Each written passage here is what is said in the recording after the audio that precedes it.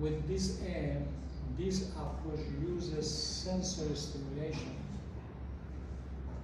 and facilitating motor functions to restore the normal movements and normal function.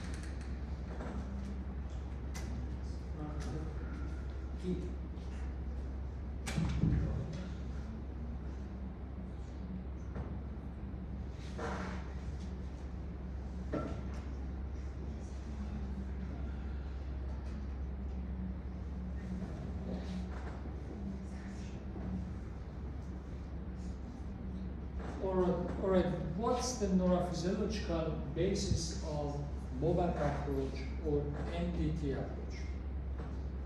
You listen to me or you are playing with your smartphone? Are you listening to me?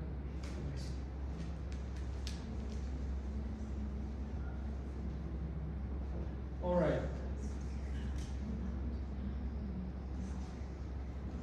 And the other again is not working.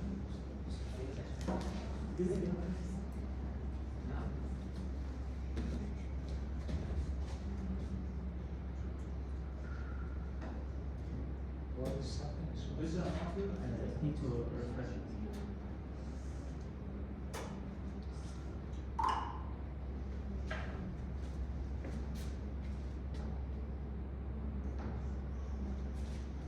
It's up here.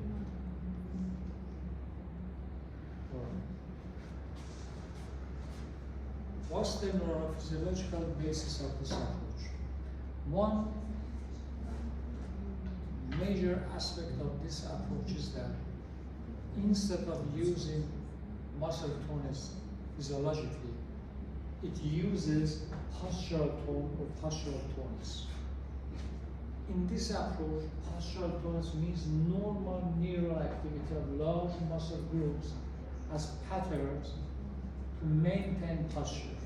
Therefore, instead of physiologic muscle tonus, it uses postural tonus. It refers to the activation of muscle groups working as a pattern to help us to maintain and keep our posture in various positions, in sitting position, in standing position, and when working dynamically. Alright, therefore, in this approach, instead of muscle tonus, instead of using muscle tonus physiologically, we use postural tonus. Therefore, when we talk about postural tonus regarding Bobat approach, we need to pay attention to the definition provided by this approach, postural tonus. Therefore, if you want to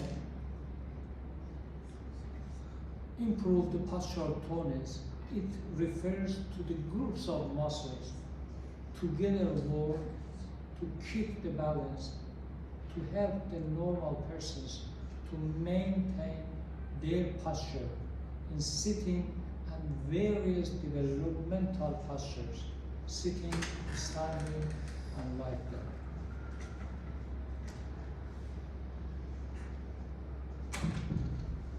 The aim in this approach to restoring normal movement and normal function. Therefore, according to Bobat, we must first know the factors working to have normal movement. According to this approach, normal postural tonus, inhibition, and reciprocal nervations factors that contribute to the normal movement. For functioning normally, to have normal movement, the postural tonus must be moderate, not too high to interfere with movement, not too low, not too reducing enough force to help to keep the posture. Therefore, the level of postural tonus must be normal to be enough to help the persons to make movement possible, especially to move the segments and limbs against the gravity. Abnormal postural tonus can be in the form of flaccidity and spasticity. Therefore, with these two abnormal postural tonus, we will have abnormal movements according to Boba.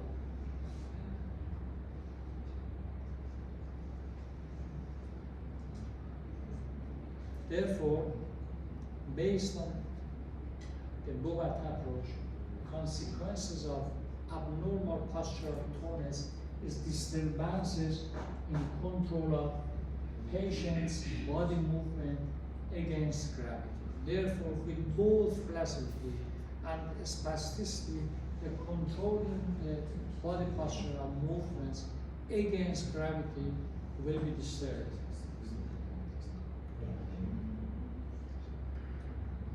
But what are the reasons for abnormal types of postural tonus, flaccidity and spasticity, and having the mass patterns of stereotype total motor pattern? According to Bobat, the disinhibition is the major reason for having spasticity, abnormal muscle tonus, and stereotype mass patterns of movements and synergy. Therefore, the reason for spasticity, for flaccidity, and restricted movements to mass patterns are due to disinhibition.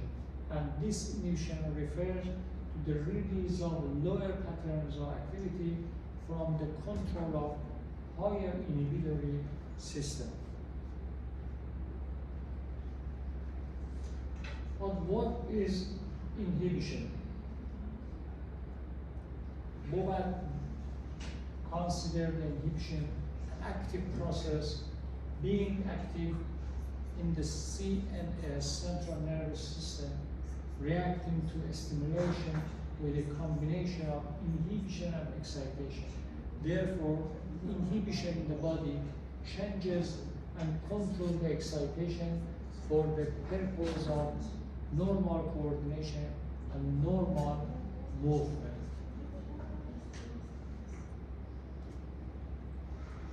Therefore, inhibition is a brake system, is a control process, is a control, and enable us, in spite of excitation, to stop or control our action and function. Therefore, inhibition is a system that modifies the action and control it.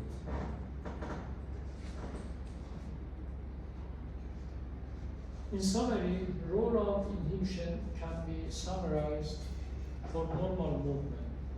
It causes modification of total movement patterns, gaining more selective control of posture against gravity, making selective movements possible, make normal function and skill activity possible, and causes variety with new movement combination, and the movements can be graded. All these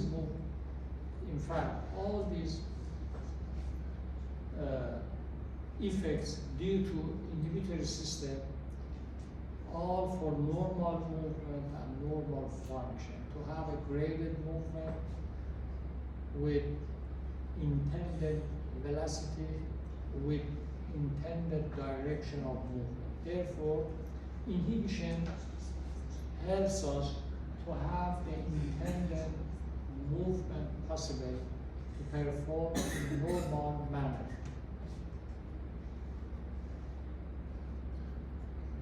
With the release or disinhibition of lower motor patterns from the control of higher centers, or release of lower patterns of activity from higher motor control, exaggerated stretch reflex and tendon reflexes, appearance of mass patterns and total patterns of coordination, and causes excitation. And finally, tonic reflex activity will be appeared, such as tonic neck reflex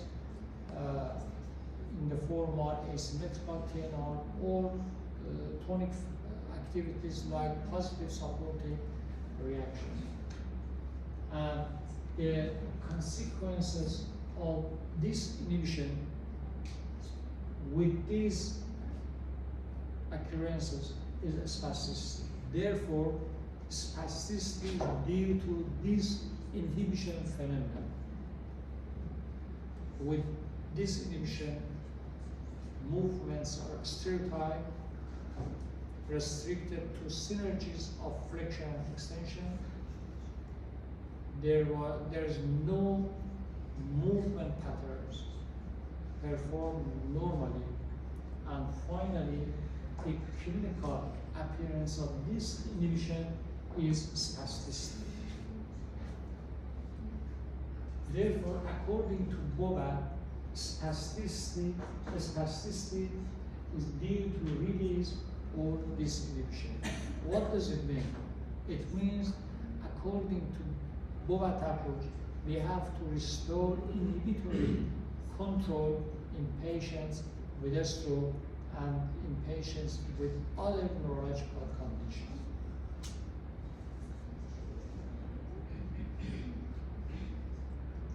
Therefore, according to Bobat approach, balanced activity of excitation and inhibition during activities help to control speed, range, and direction of movements. All these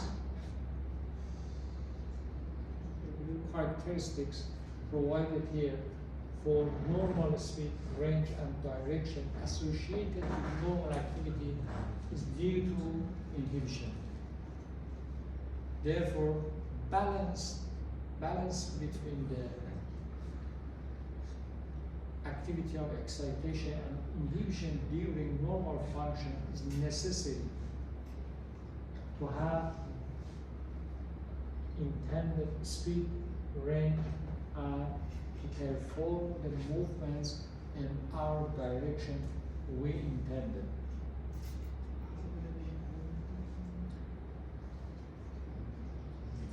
All right, according to Bobat, problems of stroke patients is due to from disinhibition, lack of inhibitory control over movements causes abnormal total patterns, abnormal reflex activity due to release of, for example, tonic neck reflex, labyrinthine, especially supine reflex, a positive supporting reaction, and spasticity that makes the selective movements impossible.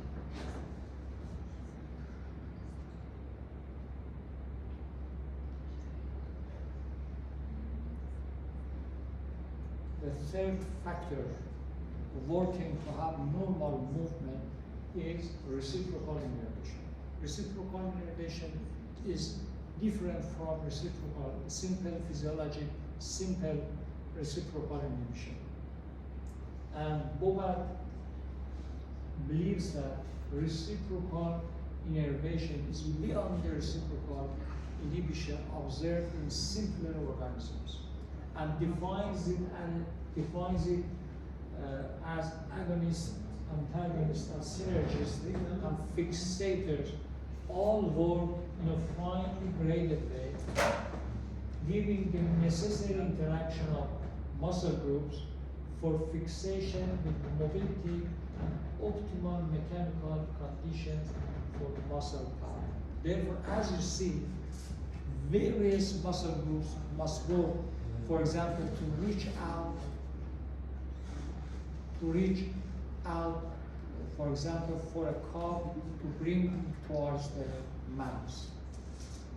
Fixator, synergists, agonists, antagonists must be coordinated to have mechanically optimal power output associated with the intention we have perform a specific function. For example, to reach out a book, to reach out a cup of coffee, and like that. Therefore,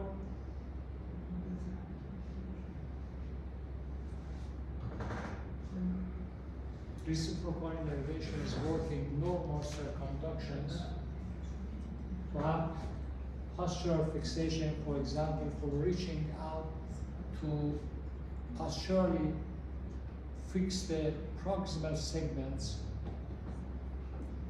with graded movement and sufficient speed to reach to the target intended for the normal activity of the subjects. Therefore, graded movements, normal movements are due to the reciprocal innervation with speed, grading, and direction considered for target activity and function. And with disturbances of reciprocal innervation post-stroke, patients are fixed in a few abnormal patterns, and they have difficulties in coordinating movements and their grading.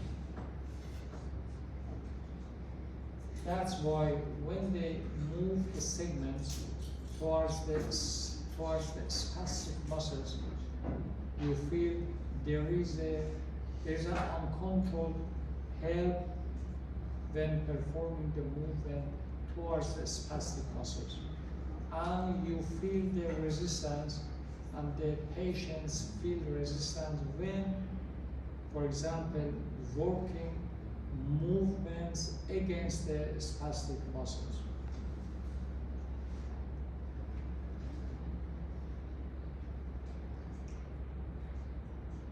Therefore, according to Boat approach, main problems in the strokes are patterns of posture and movement being abnormal quality of postural tone in the form of flaccidity or spasticity, and disturbances of reciprocal innervation. But major problem, according to Boat approach, clinically is spasticity.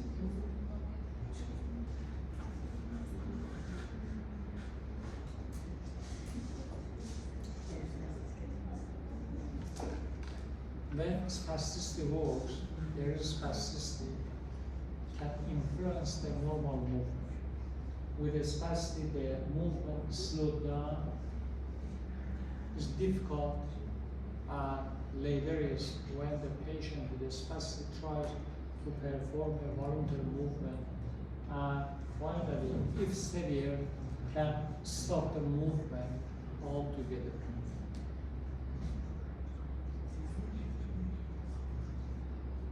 What are the manifestations of spasticity? Boat defines the manifestation of spasticity as abnormal patterns in posture and movement being stereotyped. Let me fix it.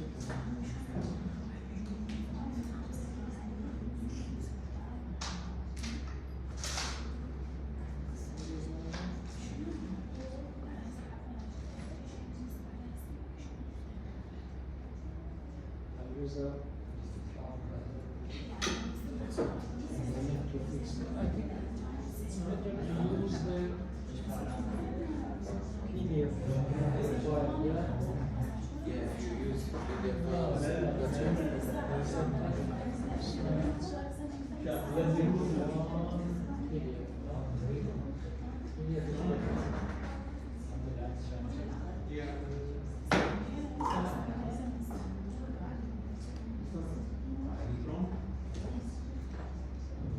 Just check the monitor is working or not.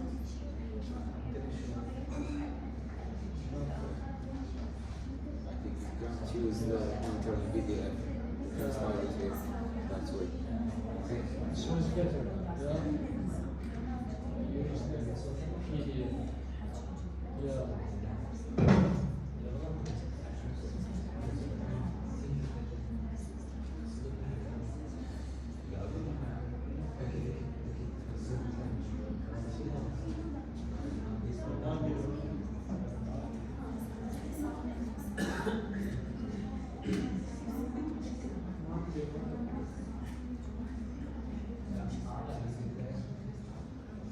All right. With disturbances of reciprocal innervation, the patients will be fixed in a few abnormal patterns of flexion and extension synergies, and they have difficulties in coordinating movements and day grading. According to this approach, the main problems in a stroke are patterns of posture, abnormal postural movement, abnormal muscle postural tonus, and disturbances of reciprocal innervation. And the major problem is spasticity that can stop, if severe, even can stop the movements altogether.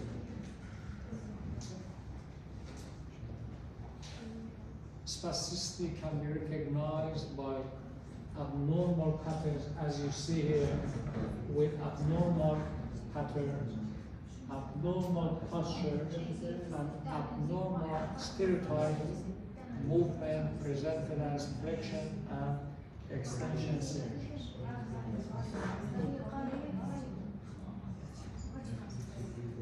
All these manifestations of spasticity depends on severity of spasticity. Therefore, degrees of fixation in these abnormal patterns depend on the severity of spasticity.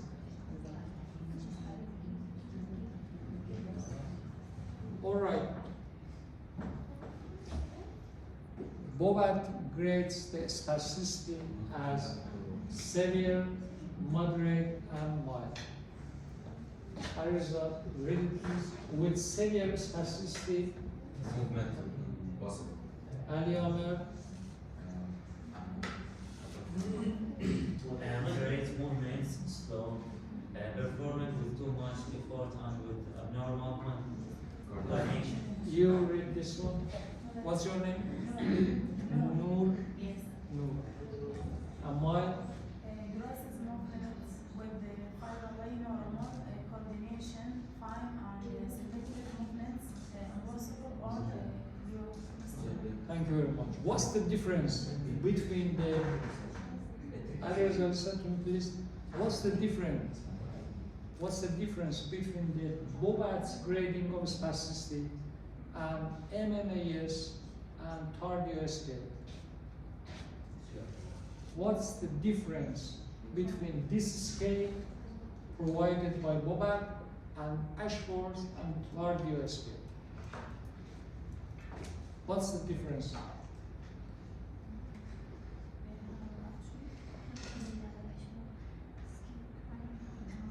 Read it for yourself first, this one, this scale. What difference you find when compared to the Ashworth scale and the Tardio scale?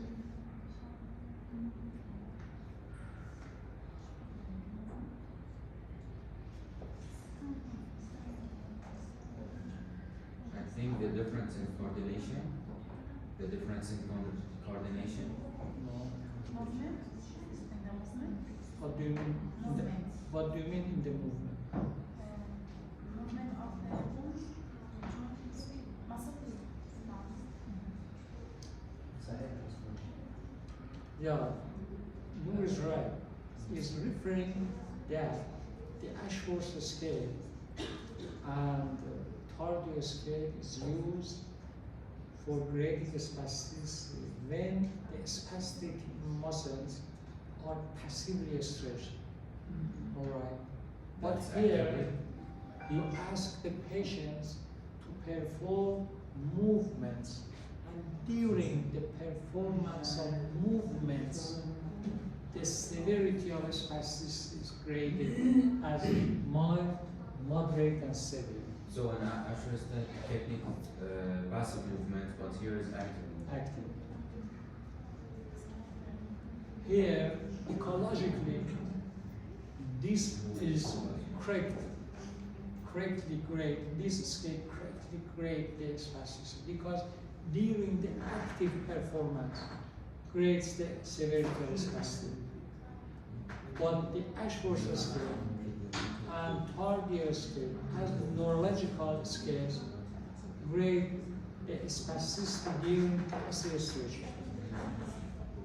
And in fact, ecologically, this is a better measure because during the active performance grades the spasticity. Why, I'm asking you, why Bobat suggests grading spasticity during active performance, not in passive condition? To check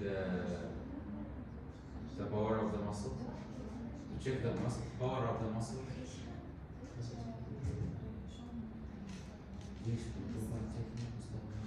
Repeat the question. Why Bobat suggests grading spasticity during the performance of active movement? For example, you ask the patient to extend the elbow. In this way, when the patient is performing active extension, grades the spasticity as mild, moderate, or severe. Why during active movement? Not when passively stretching the muscle, spastic muscle. Why during active movement she suggests to grade the spasticity? To check the length of the muscles, if there are any contracture or.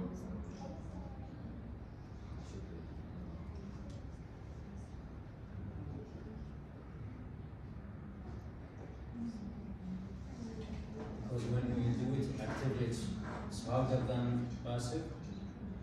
When you do it actively, it's harder than passive, so we can check the spasticity or something. Because we can check what? Also checking the spasticity. For checking, we do it actively, so this Why is during active? Why she suggests during active movement to grade the spasticity? because the Yeah, I know changes your in name. the length and Let me know your name. stuff. Mustafa. Alright. Why Mustafa? She suggests when performing active movement to grade the spasticity. Because changes in the length of the muscles, maybe. To check the coordination between agonist and antagonist.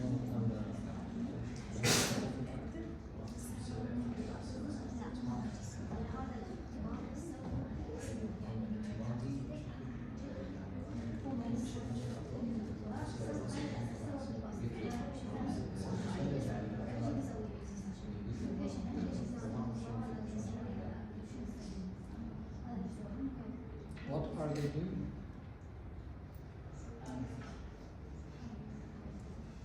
What are you doing? All right. What do you think about my question? What's your answer? May I know your name? What's your name? Shirin? Setin? Sakine. سكينة second. All right. What do you think about? I want to learn your name. Your name. Noor, Sakina, Zainab, Mustafa, Yomana, Idris. All right. Sakina, what do you think about this? Why during active movement? Ali Reza know that. I know that.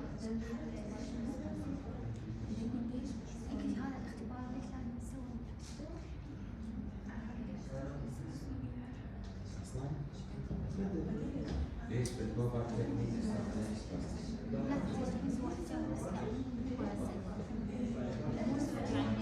Ali Reza, Bobat want to know that what is the barrier to the normal movement?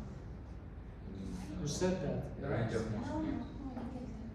Bobat suggests that to create the spasticity during the movement, to understand what is interfering with the normal movement. What's the barrier to the normal movement? Okay, Reza? Yeah?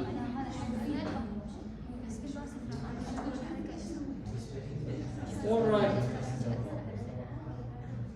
According to these basic neurophysiological description provided by Boban, NDT aims on to help the patient to inhibit the abnormal patterns, to inhibit the spasticity, and to facilitate the normal postural control and voluntary activities. All right? I'm asking you two questions. What's the mechanism of spasticity according to the Bobat approach?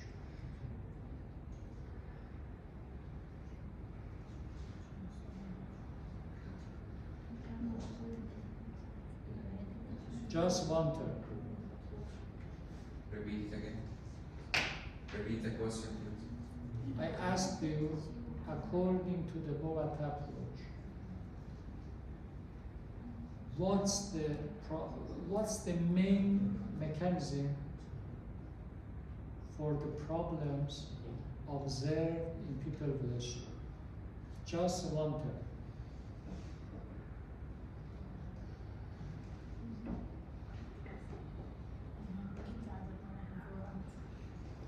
You know that.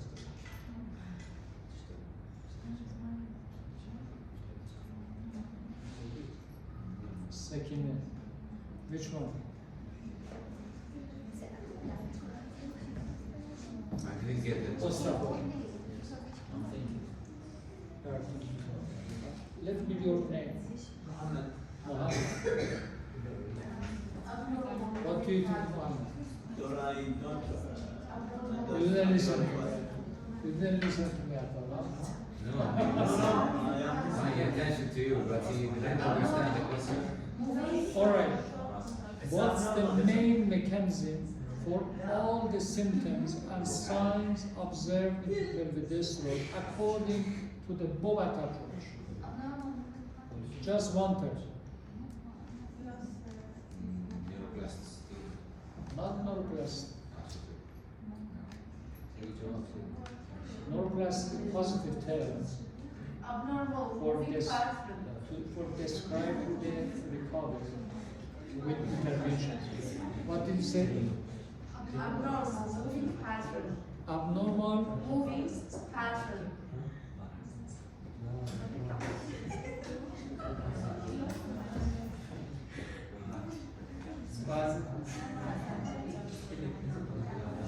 Let me know your name. منتظر.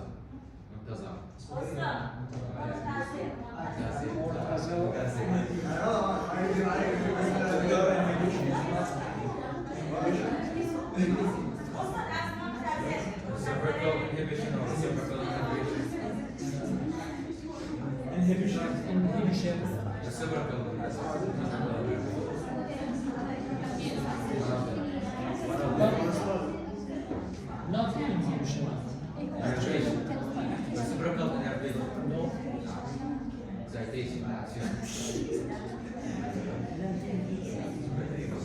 Let me know your name. What? Fatma. Fatemi.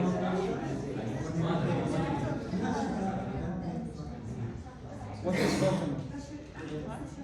What is the main mechanism according to the Bobata for all problems observed in patients with stroke? And in other, of course, neurological conditions, according to this approach. Noor. What's your name? Ziba.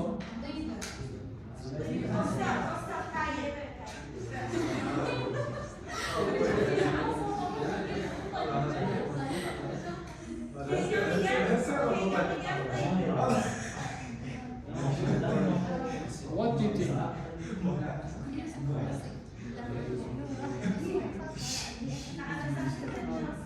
Reza, did you find the answer? Muhammad, did you find it? You are close to the answer. This inhibition. This inhibition.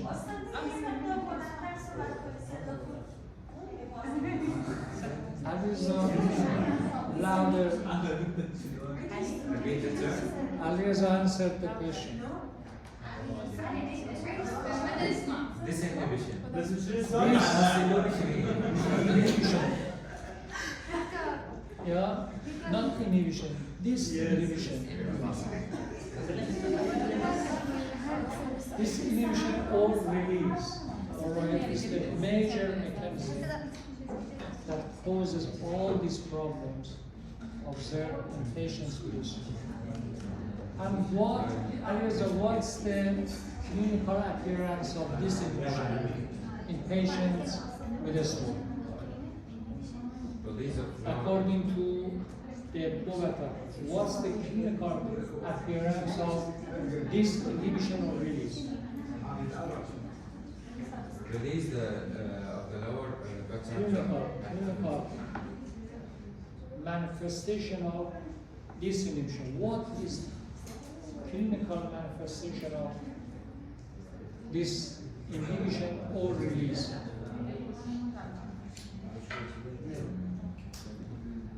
Contraction or excitation. What's the clinical manifestation of disinhibition or release?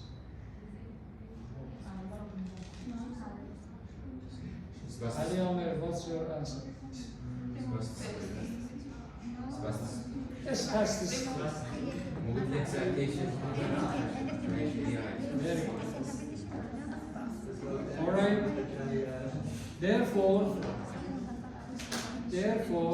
the MDTNs are inhibition of abnormal patterns.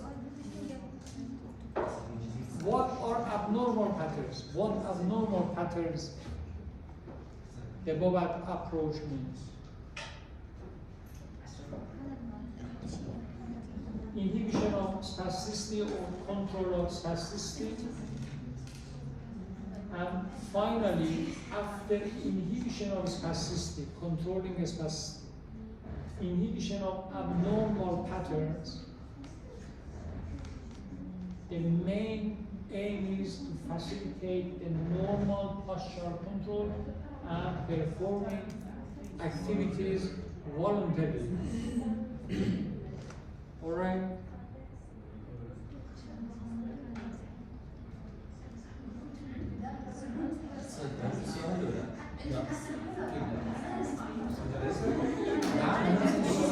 Already you have passed the PNF. What difference you find between the PNF and the Bobat approach? Both are applied in treating patients with different conditions, such as stroke and other conditions. What's the difference between the two?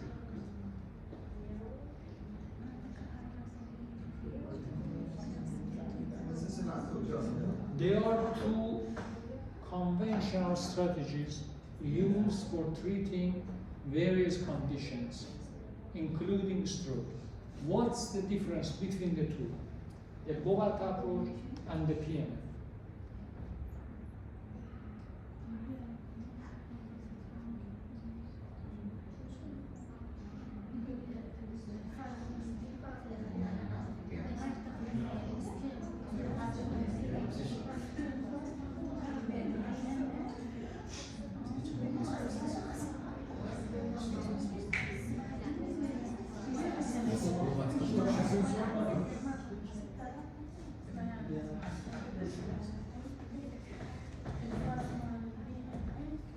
All right. Thank you very much for it. Think about my questions and tomorrow present your answers. All